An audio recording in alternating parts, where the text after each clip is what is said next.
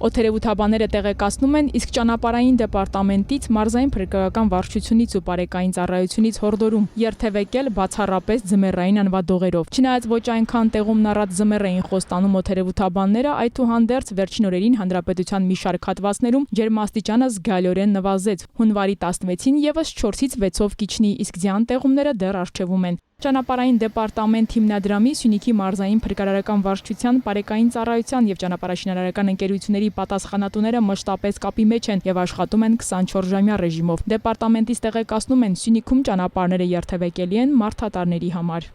Ջերմուկի խաչմերուկից մինչև Կապան ճանապարհը կցորդող տրանսպորտային միջոցների համար փակ է, անվտանգության նկատառումներից ելնելով ճանապարհները մշակվում են, մաքրվում են աղավասով։ Սյունիքի մարզի Խնդրահարույց, Սիսիան, Զանգեր, Տաթև, Կապան, Նորավան, Լծեն, Մեղրու, Լեռնանցք ճանապարհահատվածներում բարդ տեղանքի պատճառով վերջին օրերին ժամանակ առ ժամանակ առկա է եղել մերկասառույց եւ ցածր տեսանելիություն։ Անվտանգությունից ելնելով ստիպված են եղել կարճ ժամանակով փակել այդ հատվածները։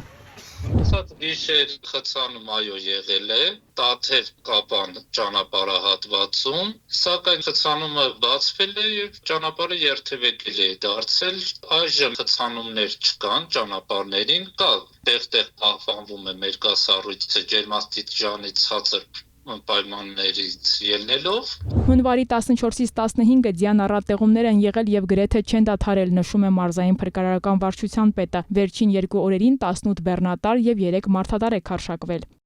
Մենք 3 երեկոյան ժամերին ունեինք Խնդրահարույց դեպ Քալիձորի հատվածում, որտեղ մոտ 500-600 մեքենաներ մնացել էին խցանումների մեջ, այնտեղ նույնպես արձագանքը եղել է օպերատիվ, տևել է մոտ ժամ-ժամուկես խցանումների բացելու ողջ գործընթացը, որի արդյունքում երթևեկությունը կրկին ամբողջովին վերականգնվել է։ Գորայքում, Գորի Շինուհայրի Խաչմերուկում եւ Աղվանիում այրուղիների հարևանությամբ փրկարարական հենակետեր են տեղադրված, որտեղ քաղաքացիներին նաեւ առաջին օգնություն են ցուցաբերում, նշում է Դավիթ Հովհաննիսյանը։ Նշած օրերի ընթացքում միայն 47 բեռնատարի վարորդ է դիմել տարբեր հարցերով օգնության, 26 մարդատարի վարորդ մեր ծավալած հենակետերում դիմելու եղել են տարբեր,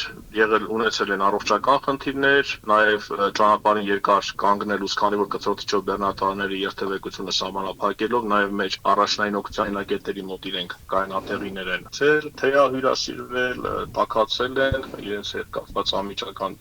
խնդիրներ են լուծվել, իսկ նշած մյուս ուղղություններով այլընտրանքային ճանապարհներով կարող եմ այսպես նշել, որ մարզային փրկարարական վարչության ստորաբաժանումների, նաև բարեկային ծառայության մարզային ցանկացած ուղղությամբ իրականացնում են հերթապահություն եւ իրավիճակի ցնելով իրականացնում են օպերատիվ արձագանք։ Հերմինե Միքայելյան, Սյունիք լուրեր։